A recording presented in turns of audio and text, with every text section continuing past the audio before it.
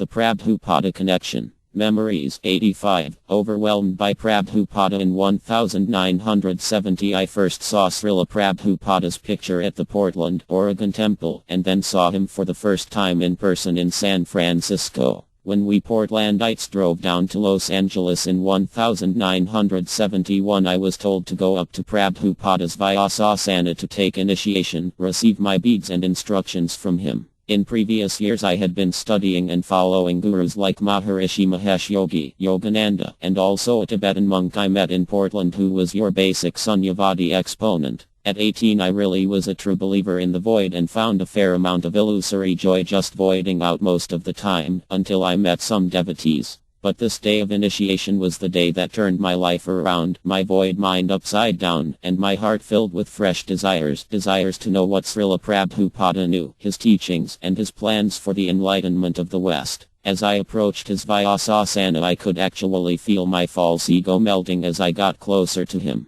It was simultaneously a scary, unnerving feeling and a liberating feeling as well. As most sensitive devotees can testify, Srila Prabhupada had the ability to see right into your soul. At the age of 20 I was at a critical point in my life when I was seriously seeking the truth, inquiring about all life's and death's major questions. All my previous experiences with gurus was that they were trying to impress me with something, or they felt uneasy with my questions or my inquiring stare into their eyes as if they had something to hide, or they were afraid of being exposed as not really having all the answers. I was pretty intense in those days. Srila Prabhupada could look through any critical set of eyes and always give the perfect answers. He also brought a regulated system for purifying us through hearing, studying, arcana vidi, chanting and preaching. This was an authoritative spiritual practice which made other contemporary groups just appear like hodgepodge spirituality to me. I was firmly convinced and joined the movement within about a 12-hour period of observing the devotees' practices back in that glorious summer of 1970. That same year Uncle Sam was after me for a second time to be drafted.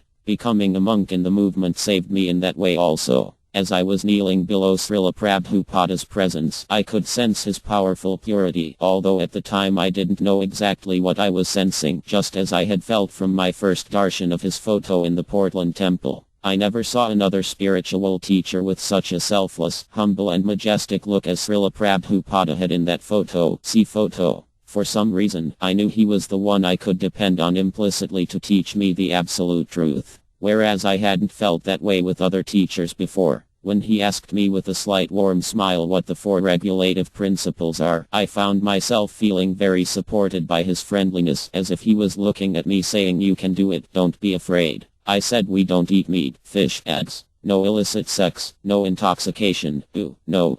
He looked at me in a more stern way and said softly, "That's all right, and how many rounds will you chant?" I said 16 Srila Prabhupada. He handed me the japa beads. He then said a few things which to this day I cannot remember, as I know he was talking about staying steady on the bhakti path, but I think I was so overwhelmed by the whole experience of being in his presence for the first time, I had some kind of a cloudy brain freeze or something, for lack of better words. All my impersonal voidism was being frozen by his cultured and personable, purely Krishna-conscious character. He made me feel totally safe and more sure of my chosen path just by that short meeting with him. And later meetings with him also proved to me that Jagatguru Srila Prabhupada never changes. He is changeless, ever youthful and eternally beloved and intimate servant of Sri Sri Radha and Krishna. Srila Prabhupada always maintained the symptoms of the Nitya Siddha Mahabhagavata by his speech and by his example, and always bringing the conversation back to Krishna. He brought the spiritual world to us. He came from the spiritual world on the order of his spiritual master and the Supreme Personality of Godhead.